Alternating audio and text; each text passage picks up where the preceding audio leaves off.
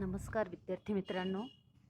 सावित्रीबाई फुले शिक्षण प्रसारक मंडळ संचलित श्रावणलाल मोदी विद्यालयातील मी सहशिक्षिका श्रीमती अग्वनेसेस आज इयत्ता 8वी वर्गाचा मराठी विषयाची कविता क्रमांक 9 विद्या प्रशंसा या कवितेविषयी आपल्याशी थोडक्यात चर्चा करणार आहे.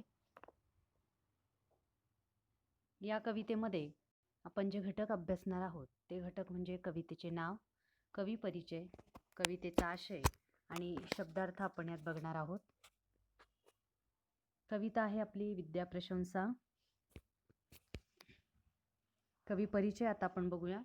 कवी आहेत कृष्णशास्त्री चिपळूणकर. जन्म 1824, मृत्यू 1878 मध्ये झालेला आहे. भाषांतरकार, रसिक पंडित, मराठी व्याकरणावरील निबंध व ग्रंथ परीक्षणे त्यांच्या चिकित्सक बुद्धीचे दर्शन घडवतात. पद्यरत्नावलीत त्यांनी मेघदूताचा रसाळ अनुवाद केलेला आहे. तसेच अरबी भाषेतील सुरस व चमत्कारिक गोष्टी रासेलस ही सॅम्युअल जॉन्सन यांची तत्वप्रधान कादंबरी, सॉक्रेटिसाचे चरित्र आणि अर्थशास्त्र परिभाषा ही त्यांच्या अनुवाद कौशल्याची उदाहरणे आहेत. अनेक विद्या मूलतत्व संग्रह या ग्रंथावरून त्यांची शास्त्रीय लेखन सुगम करून सांगण्याची हातोटी प्रत्ययास येते. प्रस्तुत कवितेत विद्येची थोरवी सांगितलेली आहे. दुसऱ्याला विद्या दिल्याने ती कमी होत नसते तर वाढतच असते. माणसाला संकटातून मार्ग दाखवत असते. विद्येमुळे माणसाच्या सर्व दुःखाचे निवारण होऊ शकते. विद्येसारखा वाटाड्या मित्र कोणीही नाही असे विद्येचे महत्त्व या कवितेत सांगितले आहे. प्रस्तुत कविता ही आठवणीतल्या कविता भाग 3 या कविता संग्रहातून घेतलेली आहे. आता मी कविता वाचते. विद्येनेच मनुष्य आले श्रेष्ठत्व ह्या जगा माझी, न दिसे एकही वस्तू विद्येनेही असाध्य आहे जी. देऊनी किंवा भोगुनी उणे न होता सदैव वाढतसे, ऐसे एकच विद्याधन अद्भुत गुण न हा दुजात वसे. नानाविध रत्नांची कणकांची असती भूषणे फार, परिविद्यासम एकही शोभादायक नसे अलंकार. या साऱ्या भुवनी हितकर विद्येसारखा सखा नाही, अनुकूळती जयाला नित्य तयाला उणे नसे काही.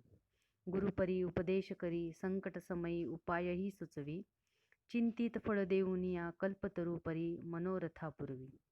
या परी सकल सुखे जी देई दुःखे समस्त जीवारी, त्या विद्या देविते अनन्य भावे सदा भजा भारी.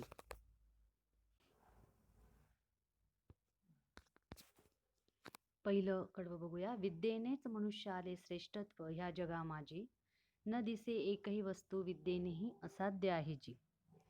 प्रस्तुत कवितेत कृष्णशास्त्री चिपळूणकर यांनी विद्येचं महत्त्व, विद्या म्हणजेच ज्ञान, या कवितेत त्यांनी विद्येची महती सांगितलेली आहे. विद्येची थोरवी सांगताना कवी म्हणतात, या जगामध्ये माणसाला विद्येमुळेच इतर प्राण्यांपेक्षा श्रेष्ठत्व लाभलेले आहे आणि जी विद्येमुळे प्राप्त होत नाही अशी गोष्ट जगामध्ये कोणतीच नाही. विद्येमुळे मनुष्याला कोणतीही गोष्ट सहज शक्य आहे, हेच या कडव्यामध्ये कवीने आपल्याला सांगितलेले आहे. दुसरं कडवं बघूया. देऊनी किंवा भोगुनी उणे न होता सदैव वाढत असे, ऐसे एकच विद्याधन अद्भुत गुण न हा दुजात वसे. ज्ञान म्हणजेच विद्या ही अशी गोष्ट आहे की जी दुसऱ्याला दिल्याने आणि स्वतः उपभोगल्यामुळे ती कधीही कमी होत नसते, तर ती उलट सतत वाढतच राहते. अशी एकच आपली विद्या संपत्ती आहे. तिच्यामध्ये असलेला हा जो विलक्षण गुण आहे तो दुसऱ्या कुठल्याच गोष्टीमध्ये आपल्याला बघायला मिळत नाही. तिसरं कडवं बघूया. नानाविध रत्नांची कनकांची असती भूषणे फार, परिविद्यासम एकही शोभादायक नसे अलंकार. जगामध्ये आपण बघतो की अनेक प्रकारचे रत्न, हिरे, माणिक मोती, त्याच्यानंतर सोने, अनेक अलंकार, भूषण आपल्याला बघायला मिळतात. पण विद्येसारखा शोभिवंत अलंकार एकही नाही. विद्या अलंकार हा एकमेव आणि अद्वितीय असणारा हा सगळ्यात मोठा अलंकार आहे. चौथं कडवं आपण बघूया. या साऱ्या भुवनी हितकर विद्येसारखा सखा नाही. अनुकूळ ती जयाला नित्य तयाला उणे नसे काही.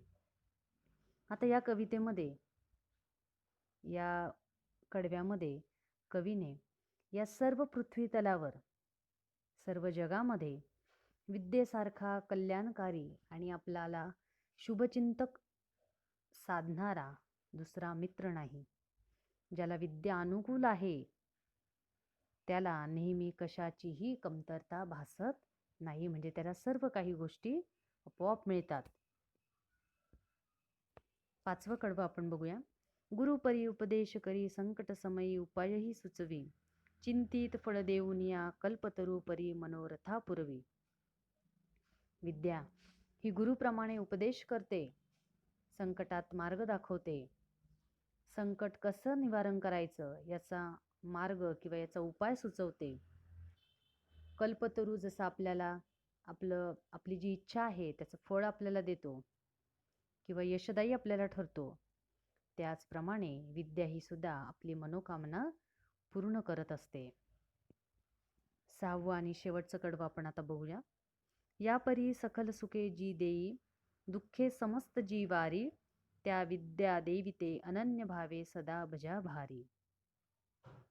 या शेवटच्या कडव्यामध्ये कवी कृष्णशास्त्री चिपळूणकर आपल्याला सांगताय की अशा प्रकारे सर्व सुखे देणारी व सर्व दुःख हरण करणारी ही विद्या देवता आहे आणि आपण तिची मनोभावे नेहमी उपासना करावी, पूजा करावी.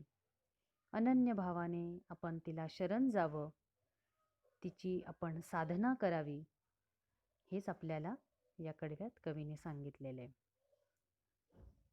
विद्येची महती आपल्याला कवींनी या कवितेत सांगितलेली आहे. विद्येसारखा मित्र नाही. सर्व दुःख दूर करण्याची ताकद विद्यामध्ये आहे, ज्ञानामध्ये आहे. म्हणून विद्या देवीची सतत आपण आराधना करावी, उपासना करावी, असा संदेश आपल्याला या कवितेत कवीने अगदी मोजक्याच शब्दात सांगितलेला आहे. यानंतर आपण कवितेत काही शब्दार्थ आलेले आहेत ते बघूया. दुजा, दुजा म्हणजे दुसरा. कणक, कणक म्हणजे सोने. भूषणे म्हणजे दागिने किंवा अलंकार. अनुकूळ, अनुकूळ म्हणजे अनुकूल. चिंतित फळ म्हणजे मनात ठरवलेले फळ. भजने म्हणजे चिंतन करणे.